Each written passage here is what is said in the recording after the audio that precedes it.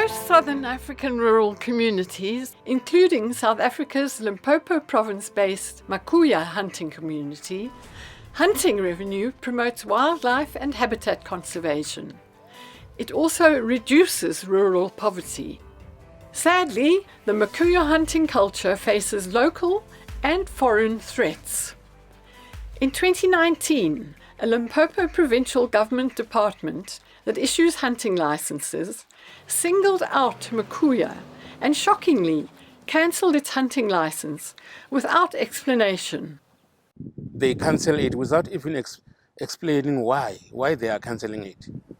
Our community gets something from this hunting, which we are doing it every year, but once they cancel it, it's a problem.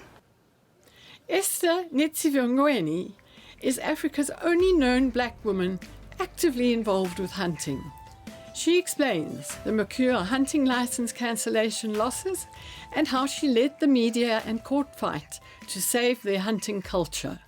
So I had to take food from my kids' table so that we can fight for this court. They arrested our hunting outfitter and who had to also pay his own lawyers because I was only supporting community lawyers. So we had two parts of the court. There was at the court at the magistrate level and also at the High Court in Polokwane. The High Court in Polokwane was for community, and at the magistrate level was for the hunting outfitter. And we fought it through until it was taken away out of the roll as null and void. What can we say? It suggests that we won the case. Come next hunting season, there will be no reason why the government cannot give us our hunting permits to continue hunting. We were given ears by international media groups who listened to us, and we believe that strategy really worked. We like hunting project too much around Makuya villages as we are benefiting more, because each and every year if we are hunting, we do receive more monies which can assist our communities to get some foods, clothes, to get into schools. So the hunting project, we like it to continue. We don't want it to be stopped, as we didn't see any other business which can compete with the hunting project. When we are doing hunting, remember, we are doing it in a sustainable way. We are not cutting trees. We are not cutting any grass. We are doing it in a sustainable way. We are preserving and conserving it so that our young sisters who are coming will be able to know the elephant, will be able to know the importance of the animal skin, will be able to know the importance of seeing impala. I am feeling sad because they are taking away our lessons, and that take away our chances of getting jobs. I see there is no future if we don't have our lessons back. If the animal rights group continue deny us benefit, it will not help us. Strained relations with a provincial government agency. Excellent relations with the national government. This is Makuya's curious situation.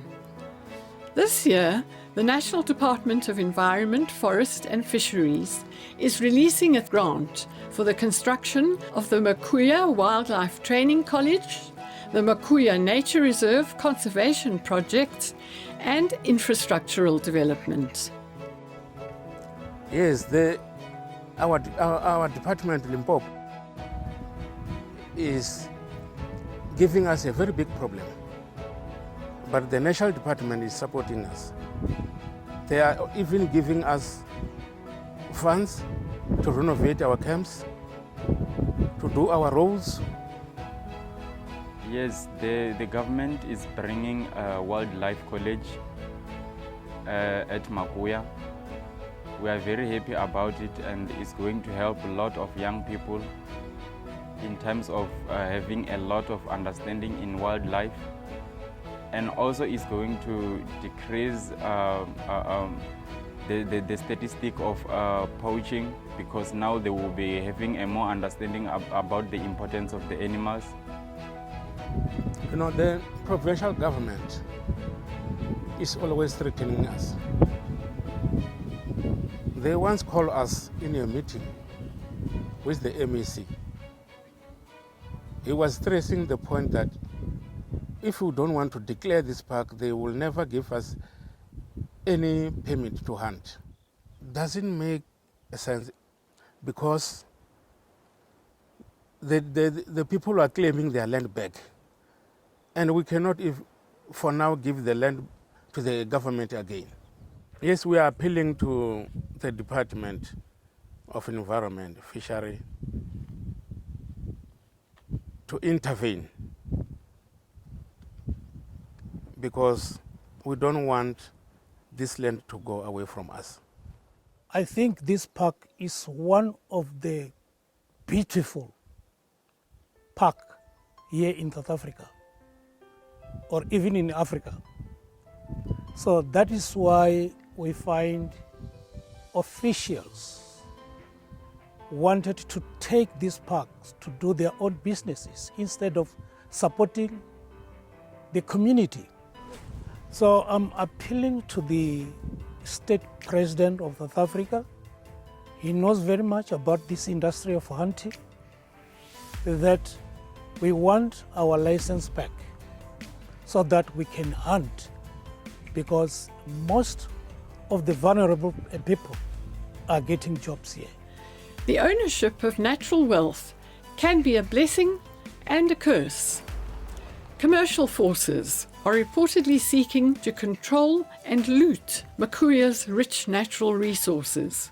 We once had some mining companies who mined coal near Makuya Nature Reserve.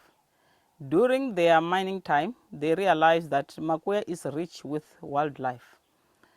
Now they've mined, they are done, but they no longer want to leave our area because they want to get involved in the tourism business of the community.